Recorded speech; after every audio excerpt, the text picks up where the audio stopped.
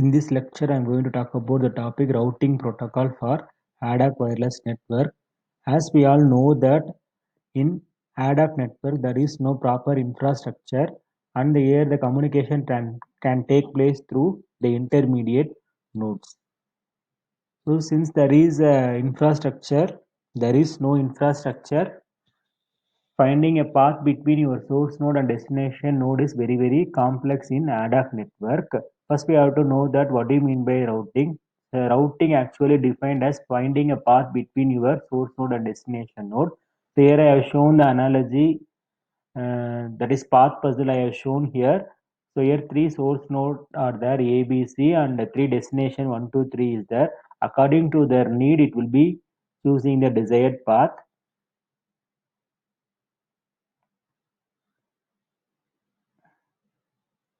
We all know that in traditional wired network, in order to establish a path between a source and destination, we have used some of the routing protocol, but we didn't use those routing protocol as such here because of this four reason.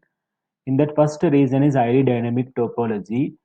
So you all know that in ADAC network, so all the nodes are highly mobile in nature, including your source node as well as destination node. All the nodes are moving from one location to another location. Due to that, the frequent path break will occur. Frequent path break will occur. So let us consider here if this node is moved from here to here and join some other location, automatically this topology will get affected. So this will occur frequently in ADAC network. So that is why we didn't use our traditional routing protocol, which is designed for wired network as such in ADAC network. And the second reason is here there is no infrastructure. Example, there is no base station or there is no access point. So we didn't use the traditional routing protocol for wired network as such in ADAC network. And third case is bandwidth constrained. You all know that here, since it is a wireless medium, it is working based on the principle of radio frequency. So the available bandwidth for radio frequency is very limited. So that is why we didn't use the traditional routing protocol for wired network as such in ADAC network. And the last reason is we all know that in ADAC all the nodes are highly mobile. So the nodes are operated with the help of batteries. So this is another reason we didn't use the traditional routing protocol in ADAC network. So as a designer, if I want to design a routing protocol to support this ADAC network, I need to address the following issues: mobility, bandwidth constraint, hidden and exposed terminal problem, error prone shared broadcast, resource constraint. Let me see one by one in detail. In that first we are going to see about the mobility issue. You all know that when compared with your wired network and wireless network, in wireless network the mobility will be very high. In case of ADAC network, the mobility is again increased because here the communication can be done through the intermediate nodes, and apart from that there is no infrastructure, so the node mobility will be very high. So while seeing this picture, at a particular amount of time, this number of nodes and this topology will be present at certain amount of time. After certain amount of time, these four nodes starts to leave and these two nodes join together. So definitely the topology will get affected. As a result, disruption will occur. So the disruption will occur either at your intermediate node or else end node. So as a designer, our newly designed protocol must support this kind of mobility. And second issue is bandwidth constraint. As I said before, here because it is operating on the wireless medium, so it works based on the principle of radio frequency. While seeing this electromagnetic spectrum, the available frequency for your radio waves is very limited one. So our newly designed protocol must utilize the bandwidth very effectively.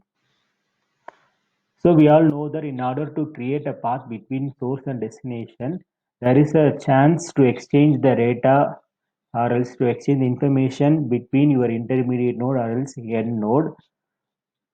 So our newly designed protocol must effectively utilize this bandwidth. And third issue is error prone shared broadcast radio channel. As we all know that, so it is based on radio frequency. The radio frequency has their unique characteristics as broadcast in nature. So as I said, in order to create a path, there is a need for so many exchange the information among the intermediate nodes as well as the end node. The collision will occur. So here I have shown the image here because of poor signaling, the collision will be occurring. So if the collision will occur, it tends to lose the data packet. So our newly designed protocol must be collision free. So we have to ensure about it. So next important issue is hidden and exposed terminal problem. This is one of the serious issues which will occur in our ad hoc network. So let us consider here three terminals are there: node A, node B, and node C. These three circles represent the transmission range of corresponding nodes A, B, and C. So we all know that, so let us say the example Bluetooth, the Bluetooth having some transmission or else coverage area. Likewise, each and every node having its own transmission range. To understand about hidden and exposed terminal, let us consider the situation. Now A is having the data and B, C is having some the data, right? Now we want to know about what do you mean by hidden terminal and what do you mean by the exposed terminal. In order to know about these two, I have shown the image here. So in that image, three, as I said, three circles and three terminals are there. When we see it on node A, node B is comes A's transmission range. So node B is exposed terminal. When we see it on node B, node A and node C is comes in its own transmission range. So node A and node C is exposed terminal. When we see it on node C, node B is comes in its own transmission range. So node B is exposed terminal. Node A is hidden terminal. Now A is having the data and C is having the data, as I already said before. So because of this hidden terminal, both the node are start to transmit the data simultaneously. At certain amount of time, both the data packet will reach at the node B. The collision will occur. Then the data will disappear. So because of the hidden terminal problem, the collision will occur. So to overcome the hidden terminal problems, we have used the protocol which is called as MACA, a multiple access collision avoidance protocol. Multiple access collision avoidance protocol. There we are using two control packet exchange, that is RTS and CTS control packet exchange. But we can say here it will because of this MACA, the collision will be 100% reduced. We can't say like that. So that is why we have used the another advanced extension of MACA protocol, that is called MACA protocol. There we are using four exchange mechanism, that is four-way exchange mechanism we have used: RTS, CTS, data, and acknowledge. Likewise, four exchange mechanism we have used to further reduce the collision. So let us see how these control packets will helps to reduce the collision. Now let us consider the four terminals: transmitter terminal T, receiver terminal R, and the other nodes A and B. So these four circles represent the transmission range of corresponding nodes T, R, A, and B. Now T is having some data to transfer to the receiver R. So before start to transfer the data, the transmitter must aware about whether the receiver is free to receive the data. In order to aware about the status, initially it will be start to transfer this control packet RTS. So RTS is abbreviated as request to send. So after a certain amount of time, this RTS will be brought received by the receiver.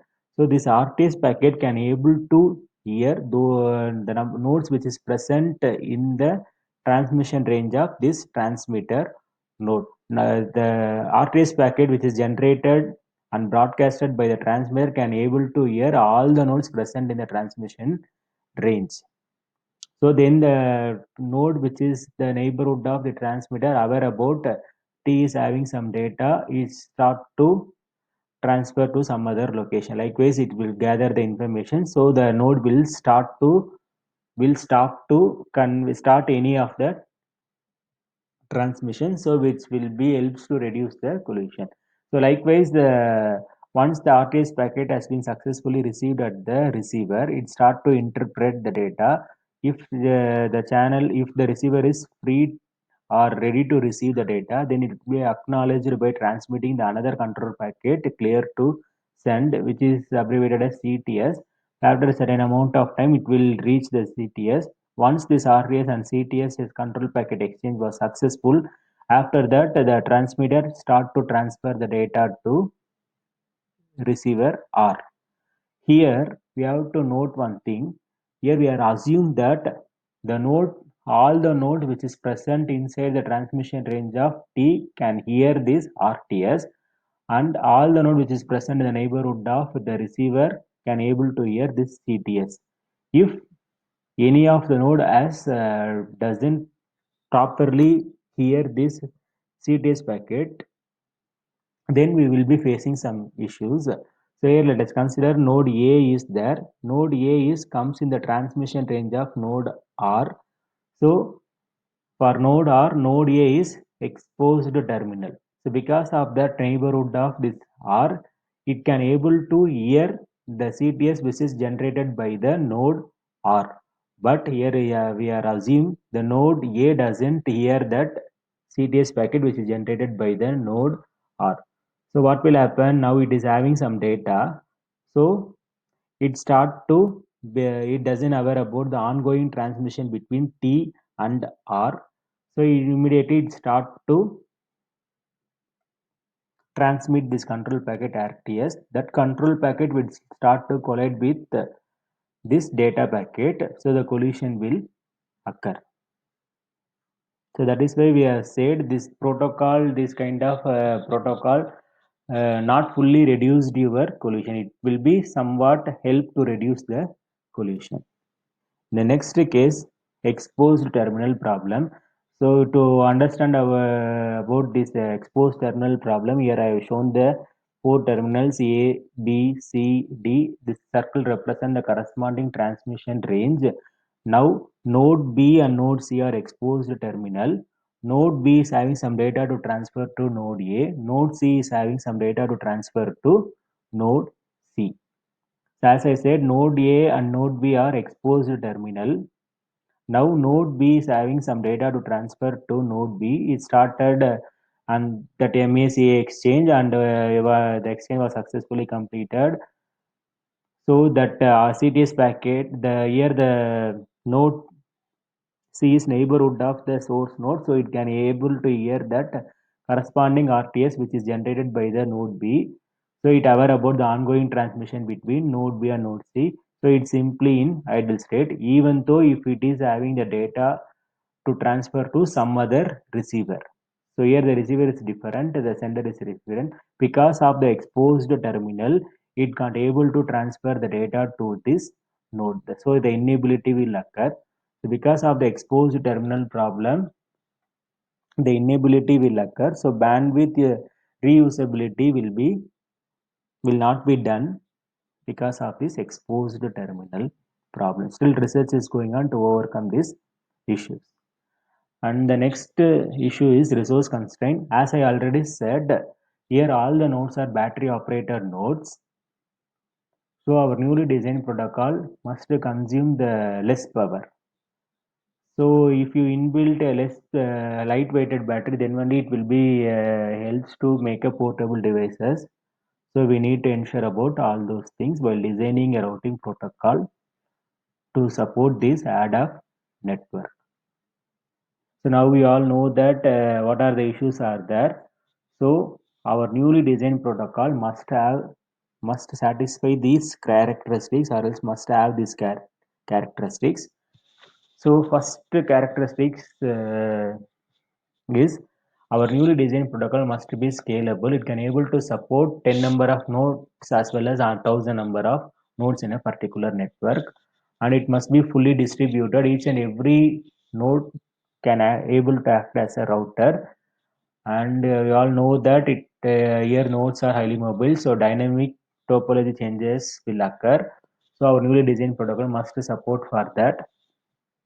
Here, while taking the computation, it will consider the minimum number of nodes to reduce the complexity as well as to reduce the power consumption, and it should provide the required quality of service, and it must be localized to reduce the huge overhead, and it also must be loop free to reduce the control overhead, and here it has to remove or avoid the stale route.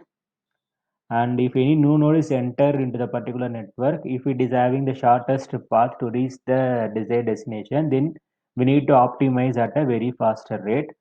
So our newly designed protocol must care about battery power, memory, computing, bandwidth, all those things. So we have to ensure about our newly designed protocol must satisfy all these